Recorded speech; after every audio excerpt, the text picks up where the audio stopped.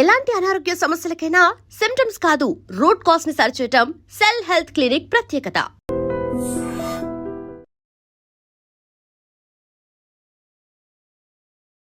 Welcome to iDream media. So obesity, ఊబకాయం సమస్య ఇబ్బంది పెడుతూ ఉంటుంది. ఊబకాయం వల్ల అనేక రకాల అనారోగ్య సమస్యలు వస్తాయి, లేదా ఏదైనా అనారోగ్యం ఉంటే కూడా ఒబిసిటీ వస్తుందని చెప్తూ ఉంటారు. అయితే ఈ ఒబిసిటీని, ఊబకాయాన్ని, బరువు ఎక్కువగా ఉండడాన్ని తగ్గించడానికి ఆయుర్వేదంలో చాలా చక్కటి టిప్స్ ఉన్నాయి, ట్రీట్మెంట్స్ ఉన్నాయి.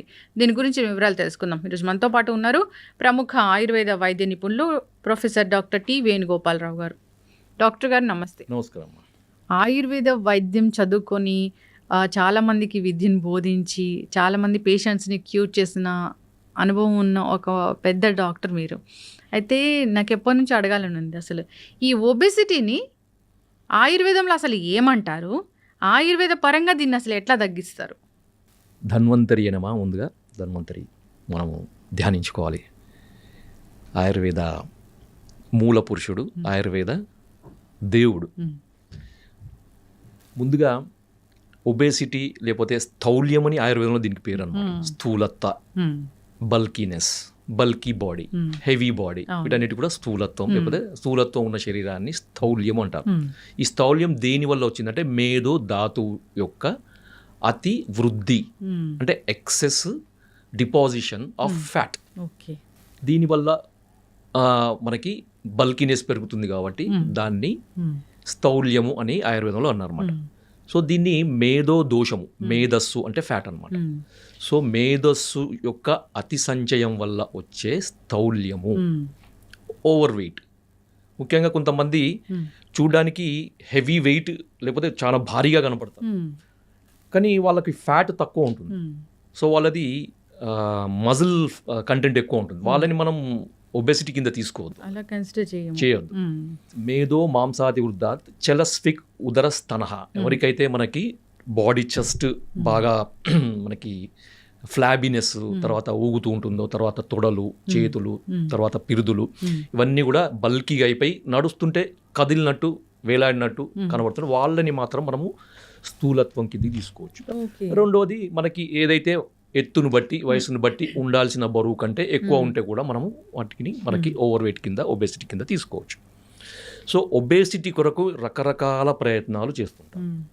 సో అవి ఎక్సర్సైజ్ పరంగా కానీ, మెడిసిన్స్ పరంగా కానీ, డైట్ పరంగా కానీ, ఈ 3 రకాల పద్ధతులను పాటిస్తూ చాలామంది ప్రయత్నాలు చేస్తుంటారు. సో కొంతమందికి రిజల్ట్స్ కనబడతాయి, కొంతమందికి కనబడవు. కానీ మనకు ఆయుర్వేదంలో ఈ ఒబేసిటీని డీల్ చేయడానికి రకరకాల పద్ధతులు ఉన్నాయి.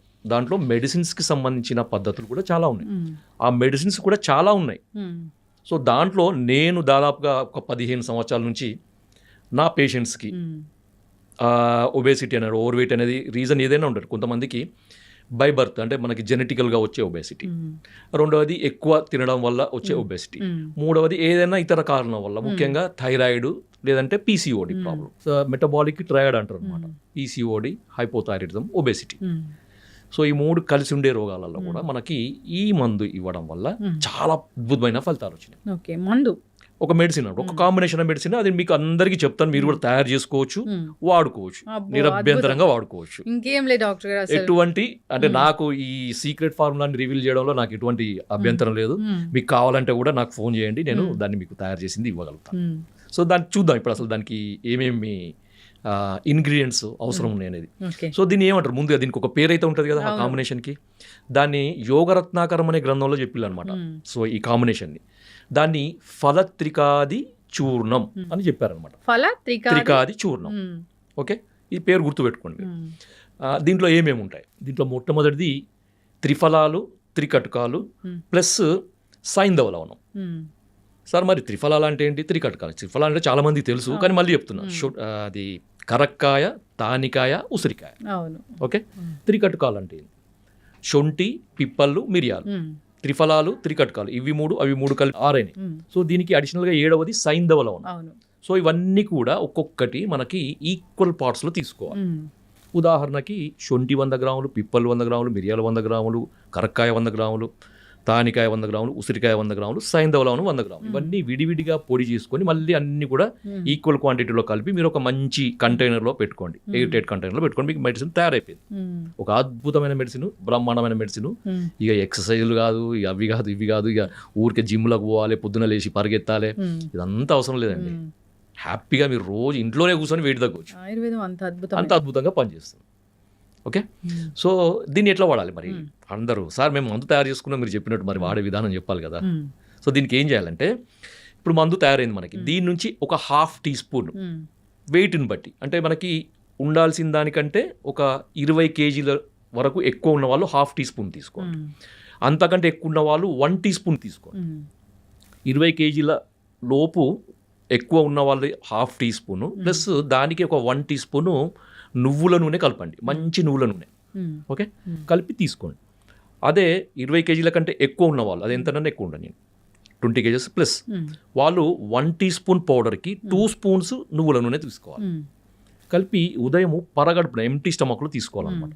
ఎంటీ స్టమక్లో తీసుకొని వెంబడే ఒక 1/2 గ్లాసు గోరువెచ్చని నీళ్ళు, కాకపోతే వేడి నీళ్ళు, అంటే మనం టీ తాగితే ఎంతైతే వేడి ఉంటుందో, టీ మనం తాగే రెగ్యులర్ తాగే టీ అంత వేడి ఉండే నీళ్లు తాగాలన్నమాట. సో తాగి ఒక 2 గంటల వరకు ఏమి తీసుకోవాలి. తీసుకున్నా కానీ ఒక గోరువెచ్చని నీళ్ళు మాత్రమే తాగాలి. సార్ నాకు రెగ్యులర్గా టీ తాగే అలవాటు ఉంది, కాఫీ తాగే అలవాటు ఉంది, పాలు తాగే అలవాటు ఉంది, స్ప్రౌట్స్ తినే అవన్నీ నడవదు.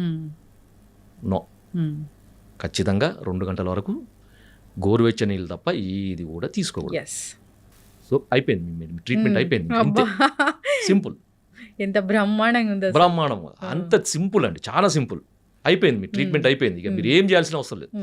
మన వెయిట్ చూసుకోవాలి, దాన్ని బట్టి తీసుకోవాలి, అంతే. ఎన్నాళ్ళు తీసుకోవాలి, అది క్వశ్చన్. ఎన్నాళ్ళు తీసుకోవాలి? Minimum 40 days.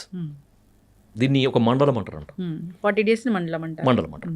సో ఆయుర్వేదంలో మండల చికిత్సకి చాలా ఇంపార్టెన్స్. అది ఎందుకనేది మనం నెక్స్ట్ వాటిలో చెప్తాం, అదొక పెద్ద టాపిక్ అనమాట. ఒక మండలం తీసుకోండి, వెయిట్ చెక్ చేసుకోండి.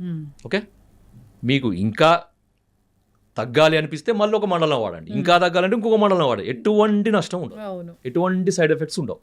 ఇంకా దీనివల్ల ఇంకా అడిషనల్ బెనిఫిట్స్ ఏంటంటే, కొంతమందికి ఈ అధిక బరువు వల్ల కొంచెం, అంటే కొంతమందికి ఏంటంటే అడిషనల్ ఒక 10 కిలోలు ఎక్కువ ఉన్నా కానీ వాళ్ళకి ఇబ్బందులు ఉంటాయి. కొంతమందికి 50 కిలోలు ఎక్కువ ఉన్నా కానీ ఇబ్బందులు ఉండవు. 50 కిలోలు ఎక్కువ ఉన్నా కానీ మెట్లెక్కి దిగడము, నడవడము, పనులు చేసుకోవడము, లేకపోతే వాళ్ళ డ్యూటీకి వెళ్ళి చేసుకుంటారు, వాళ్ళకి ఎటువంటి సమస్యలు ఉండవు. కొంతమందికి మధ్యలో పెరుగుతారు కదా కొంత సడన్గా, అంటే కొంతమంది డెలివరీ తర్వాత వెయిట్ పెరుగుతారు, కొంతమంది ఏదైనా బెడ్ రిడన్ అయ్యి ఏదైనా ఫ్రాక్చర్ వల్లనో లేకపోతే బెడ్ మీద పడిపోయి ఉండి ఫిజికల్ యాక్టివిటీ లేకపోవడం వల్ల వెయిట్ పెరుగుతారు కదా, వాళ్ళకి ఏంటంటే ఒక 10 కేజెస్ పెరిగినా కానీ ఏమవుతుందంటే ఆయాసం లాగా ఉంటుంది అనమాట వాళ్ళకి. సో ఈ ఆయాసం కూడా ఉండదు దీనివల్ల. ఇంకొకటి ఏంటంటే ఈ కొలెస్ట్రాల్ సమస్య కూడా తగ్గుతుంది అనమాట. So excess fat related, fatty acids related ఎటువంటి మెటబాలిక్ చేంజ్ బాడీలో ఉన్నా కానీ అవన్నీ కూడా తగ్గుతాయి. సింపుల్ సమస్య అనమాట. సో ఈ మాత్రం చేయండి, మీ ఒబేసిటీ సమస్య 100% ఖచ్చితంగా తగ్గుతుంది. దీనికి కూడా ఇది మందే కదా, దీనికి పథ్యం ఉంటుందా? ఈ పథ్యం ఏంటంటే, మీరు ఈజీగా తేలికగా జీర్ణమయ్యే ఆహార పదార్థాలు తినండి. ఓకే, అంటే ముఖ్యంగా ఉడకపెట్టి చేసినాయి, అది ఏదైనా కానివ్వండి, ఇడ్లీ కానీ లేకపోతే ఉప్మా కానీ, లేకపోతే మనకి సూప్స్ అంటారు కదా, ఇప్పుడు మనం సూప్స్ అంటున్నాం, కట్టు అంటే కంది కట్టు కానీ, పెసర కట్టు కానీ, శనగ కట్టు కానీ, సో కట్టు చారులు అంటారు మనకి. సో ఈ కట్టులు తాగొచ్చు. సో దాంట్లో కొంచెం సైంధవ లవణము, కొంచెము టేస్ట్ కొరకు మీరు నిమ్మకాయ రసం పిండుకోవచ్చు, కొత్తిమీర, లేకపోతే కొంచెం కారం కొరకు మిరియాల పొడి, నల్ల ఉప్పు, ఇలా మీకు జీలకర్ర పొడి, మీకు కాంబినేషన్ మీకు ఏది నచ్చితే, ఏ విధంగా మీకు టేస్ట్ నచ్చితే అవి కలుపుకొని మీరు తాగొచ్చు. ఒక పూట మీరు మామూలుగా భోజనం చేయొచ్చు, ఒక పూట మీరు ఈ కట్టుచారు తాగి మీరు రోజుకు 2 సార్లు మాత్రమే ఫుడ్ లాగా తీసుకొని మీరు చేసుకోవచ్చు. సో ఇట్లా చేయండి. మీరు ఏమైనా నీరసం అనిపిస్తే ఇంకా ఏమైనా ఫ్రూట్స్ కానీ తీసుకోవచ్చు. కొంతమంది ఉపవాసాలు అయితే అవసరం లేదు, ఉపవాసం పూర్తిగా కడుపు మాడబెట్టుకునేది, ఎండబెట్టుకునేది అయితే అవసరం లేదు. మంచిగా హ్యాపీగా తినండి, వెయిట్ తగ్గండి. ఈ రెండే నేను చెప్పేది. ఒకటి ఇన్ఫర్మేషన్ డాక్టర్ గారు, నిజంగా ఈ ఒబెసిటీ, ఊబకాయము, ఈ క్లినిక్ల చుట్టూ తిరగడము, తగ్గినట్టే తగ్గి మళ్ళీ పెరగడము, దానివల్ల మళ్ళీ కాంప్లికేషన్స్ రావడము. సో డైట్లు చెప్తారు, ఒకటేసారి డైట్ చేంజ్ చేసుకొని మళ్ళీ తగ్గి మళ్ళీ బరువు పెరిగే వల్ల మొత్తం మెటబాలిజం అంతా డిస్టర్బ్ అయిపోతూ ఉంటుంది, దానివల్ల రకరకాల అనారోగ్య సమస్యలు వస్తూ ఉన్నాయి. అట్లా కాదు, ఆయుర్వేద వైద్యులు ఉన్నారు, చక్కటి ఇన్ఫర్మేషన్స్ ఉన్నాయి వాళ్ళ దగ్గర, చక్కటి మందులు ఉన్నాయి వాళ్ళ దగ్గర. సో సంప్రదించాలని కోరుకుందాం. చాలా చక్కటి ఇన్ఫర్మేషన్ అండి ఇది. ఏం లేదు, చాలా సింపుల్, లక్షల ఖర్చు లేదు ఇది. అంతే. ఎందుకంటే ఇక్కడ మనకు జరిగేది ఏంటంటే ఇక్కడ ఇది ఫ్యాట్ని తగ్గించే మెడిసిన్ కాదు. ఒకటి గుర్తుపెట్టుకోండి, ఎప్పుడైతే మనం ఫ్యాట్ని తగ్గించే మందు వాడతామో మళ్ళీ మందులు మానేసిన తర్వాత, డైట్ మానేసిన తర్వాత మళ్ళీ ఫ్యాట్ పెరుగుతుంది. అవును, ఇది ఫ్యాట్ మెటబాలిజంని కరెక్షన్ చేసే మెడిసిన్. అంటే మనం తీసుకున్న ఫుడ్ నుంచి ఎక్సెస్ ఫ్యాట్ కన్వర్షన్ కాకుండా మెటబాలిక్ ట్యూనింగ్, మెటబాలిక్ యాక్టివిటీని ట్యూన్ చేసే మెడిసిన్ అనమాట. సో అందువల్ల ఏంటంటే మనం తీసుకున్న ఆహారము ధాతు పరిణామం, మనకి టిష్యూ ట్రాన్స్ఫార్మేషన్ అని ఉంటుంది ఆయుర్వేదంలో. సో ఒక ధాతు నుంచి ఒక ధాతు, ఒక ధాతు నుంచి ఒక ధాతు, ఏదైతే ఎంత మోతాదులో ఎంత టైంలో కావాలో అంత టైంలో కరెక్ట్ కావడం వల్ల ఏమవుతుందంటే ఏ ధాతు కూడా ఎక్సెస్ కూడా స్టోర్ కాదనమాట, సంచయం కాదనమాట. సో అందువల్ల మెటబాలిక్ కరెక్షన్ జరుగుతుంది. ఖచ్చితంగా డాక్టర్ గారు చాలా చక్కటి ఇన్ఫర్మేషన్ అండి. అందరు ఫాలో అవ్వాలని కోరుకుందాం. మరి దీనివల్ల ఎసిడిటీలు అలాంటి ఇబ్బంది అలాంటి ఏమి ఉండవు. ఎందుకంటే దీంట్లో త్రిఫలాలు ఇవన్నీ ఉన్నాయి కదా. సో వీటి వల్ల ఎటువంటి నష్టం ఉండదు. చక్కటి ఇన్ఫర్మేషన్ అండి. ధన్యవాదాలు.